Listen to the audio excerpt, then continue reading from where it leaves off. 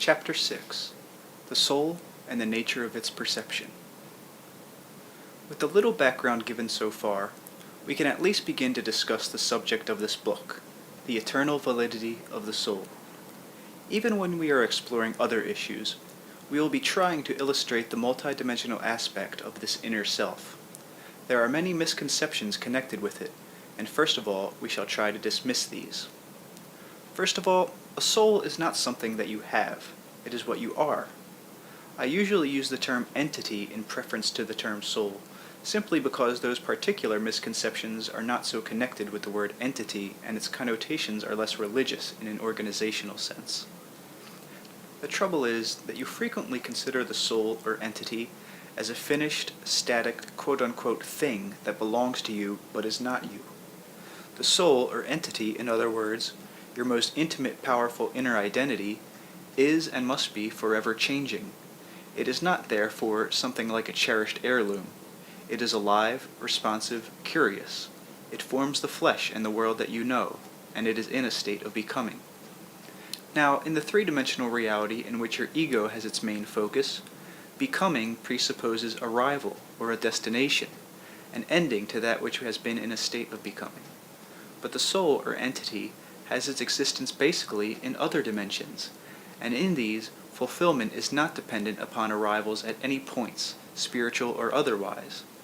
The soul or entity is always in a state of flux, or learning, and of developments that have to do with subjective experience rather than with time or space. This is not nearly as mysterious as it might sound. Each of my readers plays a game in which the egotistical conscious self pretends not to know what the whole self definitely does know. Since the ego is definitely a part of the whole self, then it must necessarily be basically aware of such knowledge.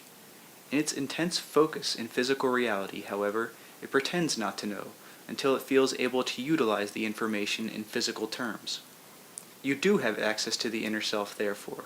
You are hardly cut off from your own soul or entity. The ego prefers to consider itself the captain at the helm, so to speak, since it is the ego who most directly deals with sometimes tumultuous seas of physical reality, and it does not want to be distracted from this task.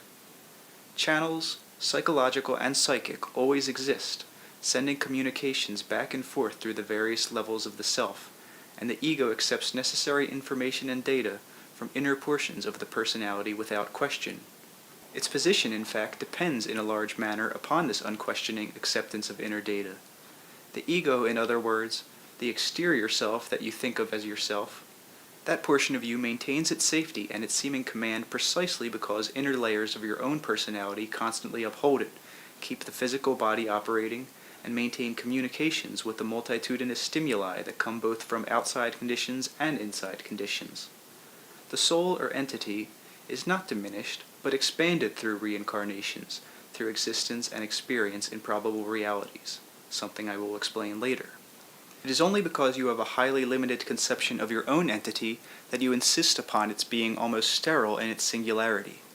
There are millions of cells within your body, but you call your body a unit and consider it your own. You do form it from the inside out, and yet you form it from living substance, and each smallest particle has its own living consciousness. There are clumps of matter, and in that respect there are clumps of consciousness, each individual with their own destiny and abilities and potentials. There are no limitations to your own entity, therefore. How can your entity or soul have boundaries? For boundaries would enclose it and deny it freedom. Often it seems that the soul is thought of as a precious stone to be finally presented as a gift to God, or considered as some women used to consider their virginity, something highly prized that must be lost, the losing of it being signified as a fine gift to the receiver.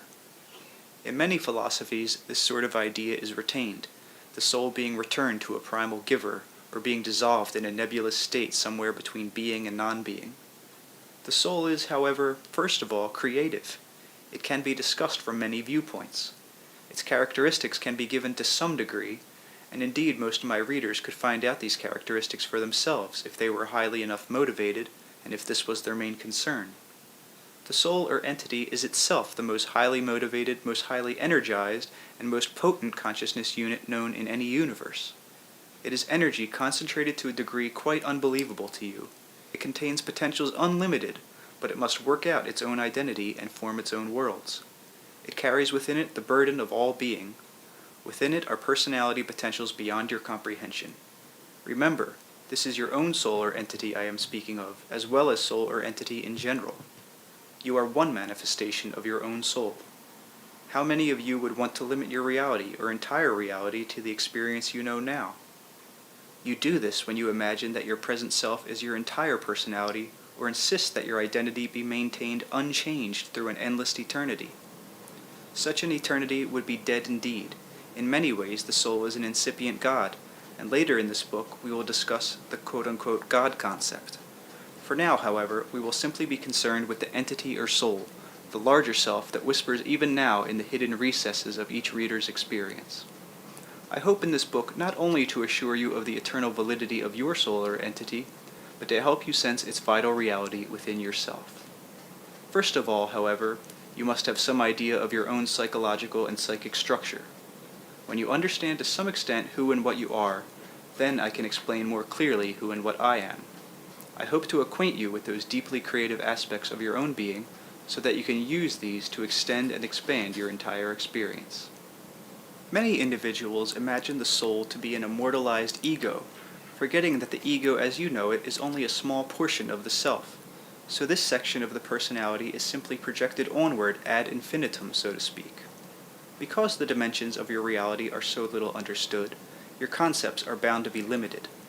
In considering quote-unquote immortality, mankind seems to hope for further egotistical development, and yet he objects to the idea that such a development might involve change.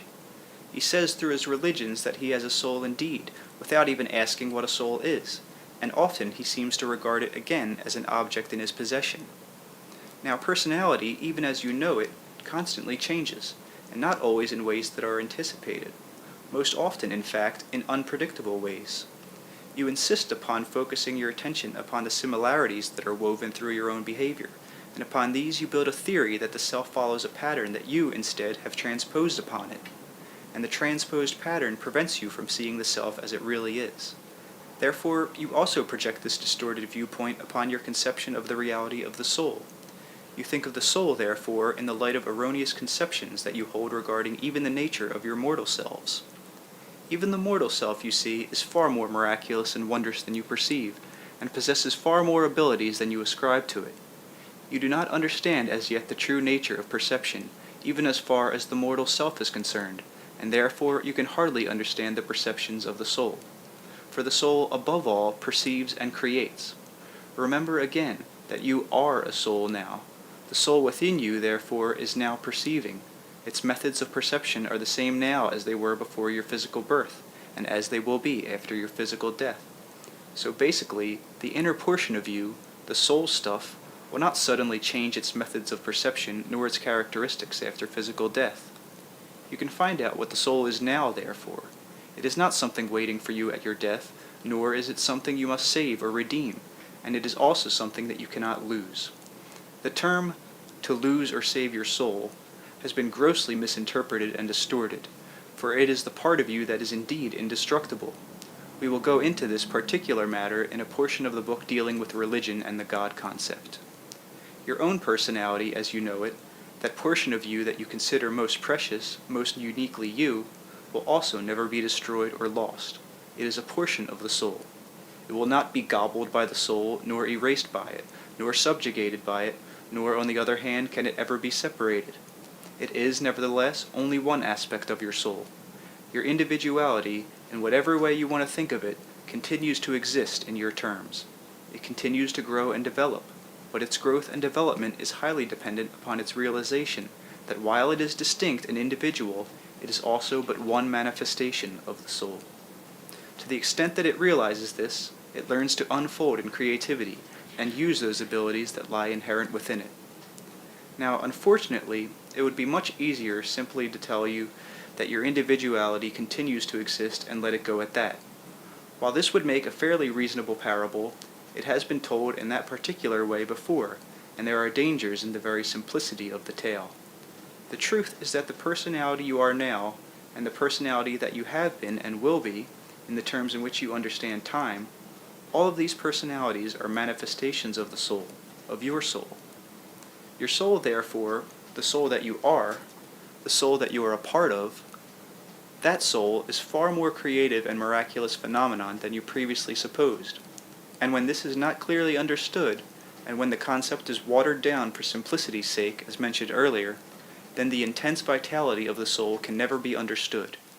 Your soul, therefore, possesses the wisdom, information, and knowledge that is part of the experience of all these other personalities, and you have within yourself access to this information, but only if you realize the true nature of your reality. Let me emphasize again that these personalities exist independently within and are a part of the soul, and each of them are free to create and develop. There is, however, an inner communication, and the knowledge of one is available to any, not after physical death, but now in the present moment. Now the soul itself, as mentioned earlier, is not static.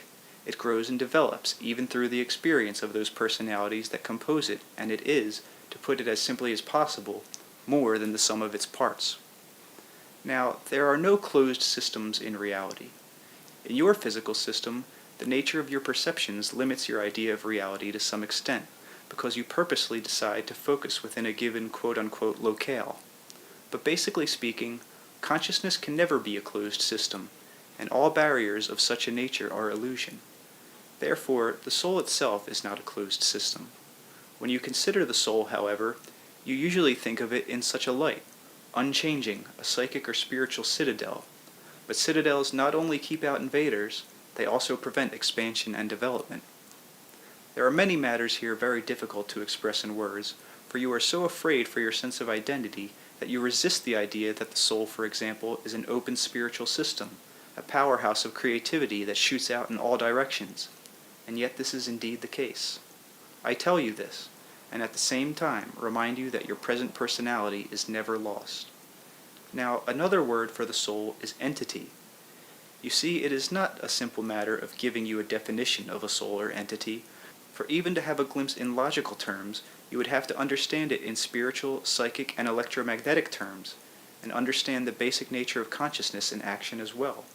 But you can intuitively discover the nature of the soul or entity, and in many ways, intuitive knowledge is superior to any other kind. One prerequisite for such an intuitive understanding of the soul is the desire to achieve it. If the desire is strong enough, then you will be automatically led through experiences that will result in vivid, unmistakable subjective knowledge. There are methods that will enable you to do this, and I will give you some of them toward the end of this book. For now, here is one quite effective but simple exercise. Close your eyes after having read this chapter to this point, and try to sense within yourself the source of power from which your own breathing and life force come. Some of you will do this successfully at your first try. Others may take longer.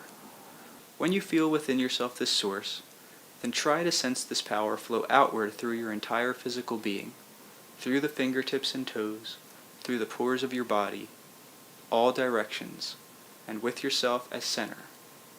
Imagine the rays undiminished, reaching then through the foliage and clouds above, through the center of the earth below, extending even to the farthest reaches of the universe.